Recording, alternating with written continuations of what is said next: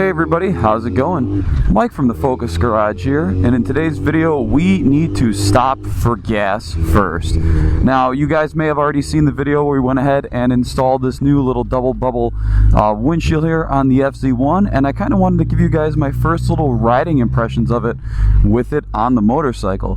Now I am cheating a little bit. I did ride this last night with the new windshield on the bike, so I got to see what it was like there. But what I'm really curious to find out, because I was having a little bit of issues with it before, was is the audio any better now that we've ditched that kind of mini fairing that was so infamous for throwing wind up and under my helmet?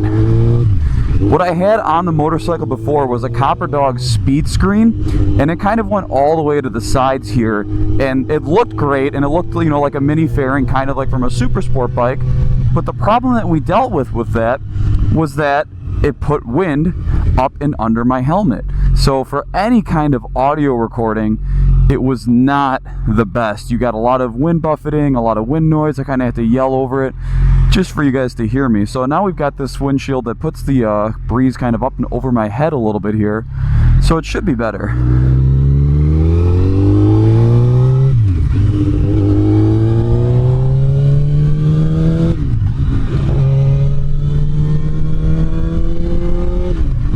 So before we do any kind of real riding, we've got to stop for gas here first, just because, I'm actually already on the F trip here. Any of you that have ridden a Yamaha before know that when you're seeing the F trip there on the bike, that means you are pretty low on the good old F for fuel. So we're gonna stop right over here, fill up, top off, and be on our way. I'm curious how much actually goes into the bike right now. So we'll get to see. This is always fun with COVID happening here.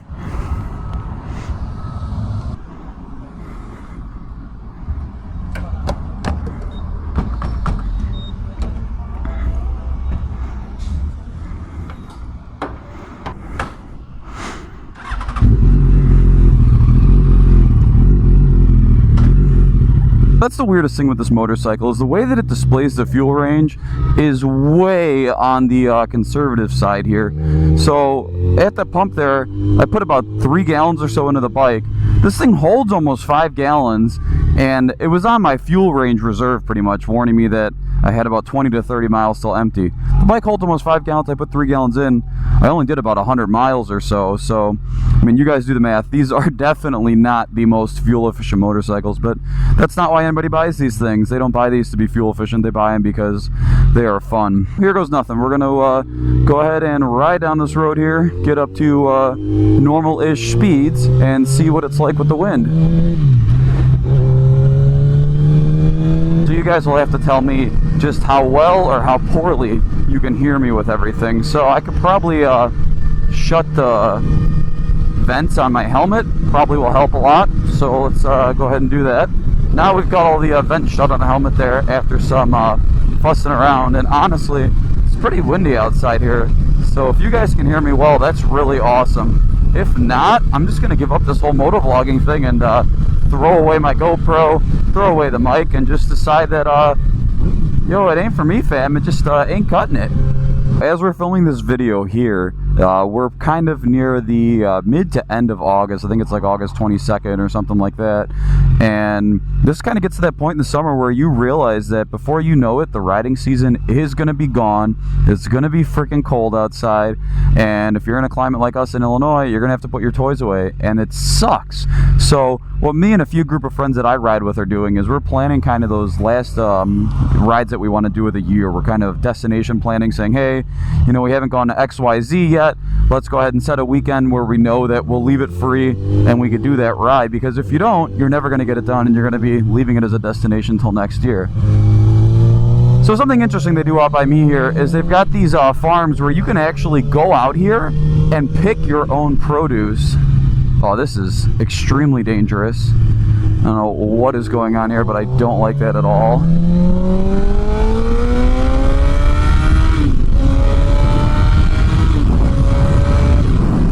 Yeah, so they have these farms where you can go out here and you can pick your own produce. So they've got, like, you know, vegetables and corn and potatoes and all kinds of just kind of random things like that, where you can go out there in these fields drive your car around, get a basket, and then depending on what you've got in that basket, you know, you go ahead and pay for the goods there. Neat concept, and I don't know of many places that do something like that. But yeah, kind of like back to what I was saying is like, as the summer winds down to a close here, you know, it's hit or miss with what kind of riding you're going to have available moving into the fall. So August, you're good. September, you're good. And living in Illinois my whole life, I've learned that October is an absolute crapshoot. Watch out for some debris in the road there. October is an absolute crapshoot. Sometimes it's really, really hot, like an extended summer, but this has been a pretty mild summer. And then other times, it freaking snows. I mean, we've had snow for Halloween. I think that was like last year or 2 years ago. So it's definitely not unheard of to have something weird like that. Another thing I want to see too with this windshield versus the smaller Copper Dog speed screen that I had on was, is that weird kind of whistling, howling noise gone that my mic was picking up before. When we start getting more into filming car reviews, we're going to be filming stuff out here as well. So this is a road where you got some nice little sweepers, some more technical stuff, and it's pretty open. There's not really houses or side roads or anything like that. And look at that, I'm getting my wish. Nobody is coming this way with me.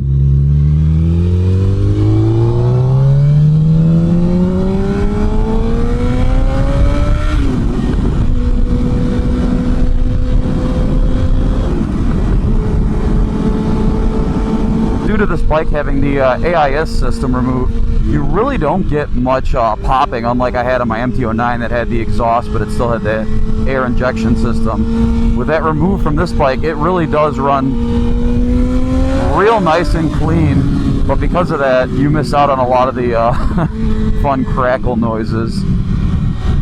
But you can see this is like a beautiful little sweeping area through trees here. Obviously it's garbage day, so you've got that out. As we come around through here,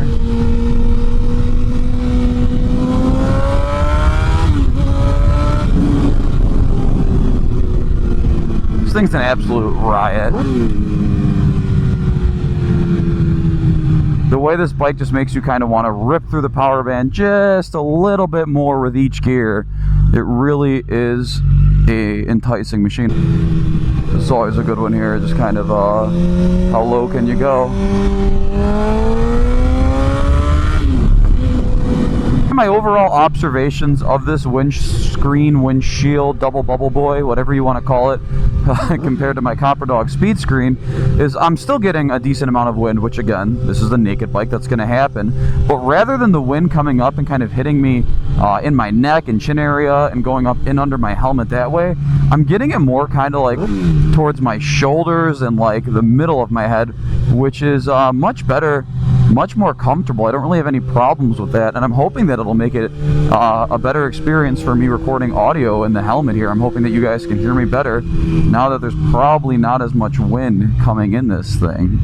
We're going to do a little bit of a spinny boy here, and we're going to take that road back in the opposite direction. God, I love it this time of year when all the trees are kind of in full bloom like this, and the road is just, this is great. Like, this kind of reminds me of what we did up in Door County, Wisconsin, these sorts of roads. Just very, like, nature-y, very, very scenic. I would absolutely love to try to do a track day on a motorcycle. I've never done it before. Anders never done it before. His bike would obviously be much, much more capable. It's what his bike is built for. But I have seen plenty of instances where people are out here on these FZ1s and they've got them out there on the racetrack, and I guess the bike does pretty well. This one's set up nicely too. It's got an upgraded rear shock with, you know, the little piggyback reservoir. It's got a Eibach rear spring, and then the front was all done by Traction Dynamics. It's very, very similar to what would come in a similar year R1. So it's got some good suspension bits on it, which again is kind of why I say it's more enjoyable and more fun than my MT-09 was, because that bike, while I bought that new, had all of the stock suspension on it. So it's not really a fair comparison for me to have this bike versus that bike when I'm talking about what's better.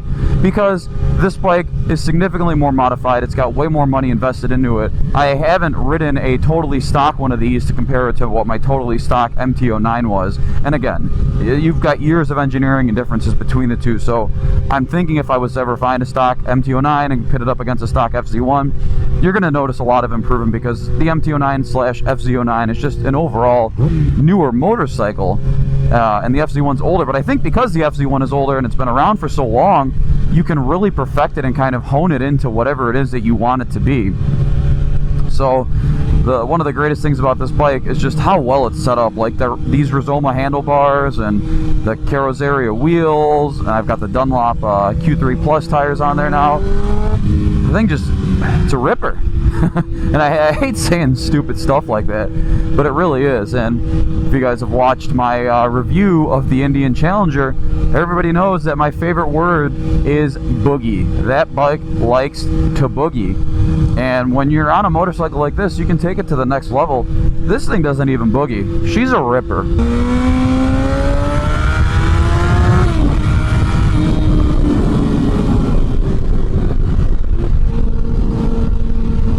So good. It's just so good.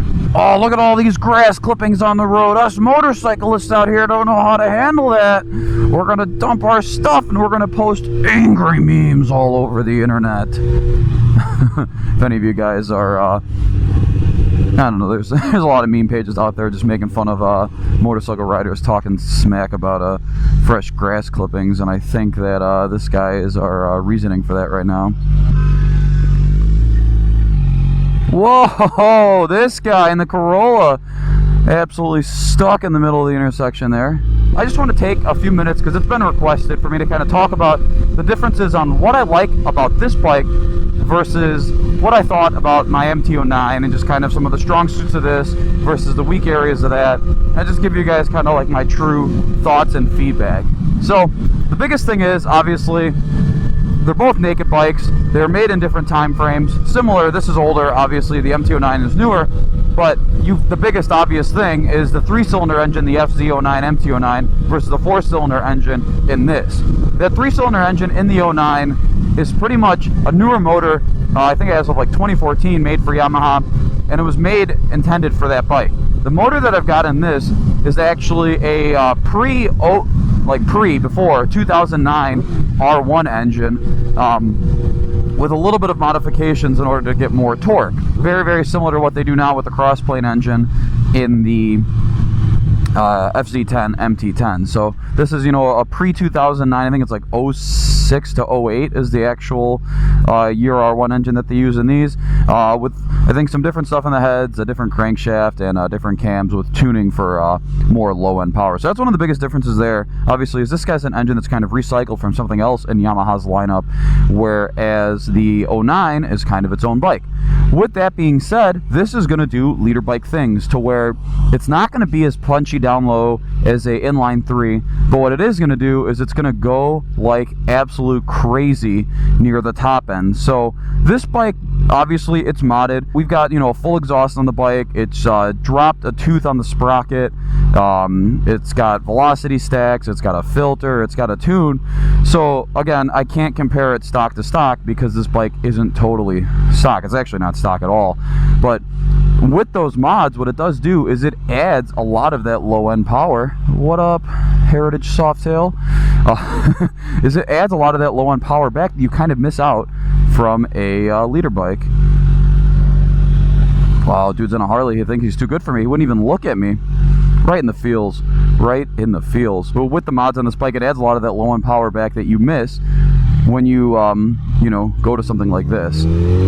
So this is torquey enough down low to where I don't miss that low-end grunt that the MT-09 gave me. Because this, look, we're in, I think, third here at like 5,000.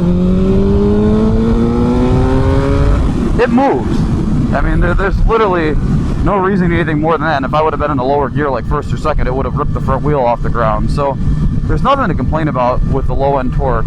And I think it's very intoxicating to have a bike that revs to 12,000 RPMs, because it's always making you want to reach for a little bit more, rev it a little bit higher, take it to the red line and wind out that gear, because the higher you go, the really you feel that extra power.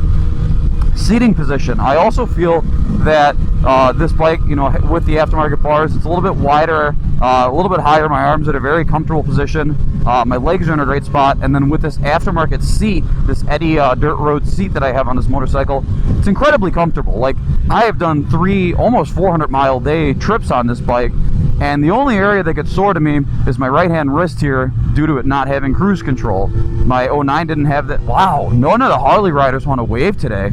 I guess now that I got rid of my Road Glide, oh, spoiler alert, they don't even want to look at me.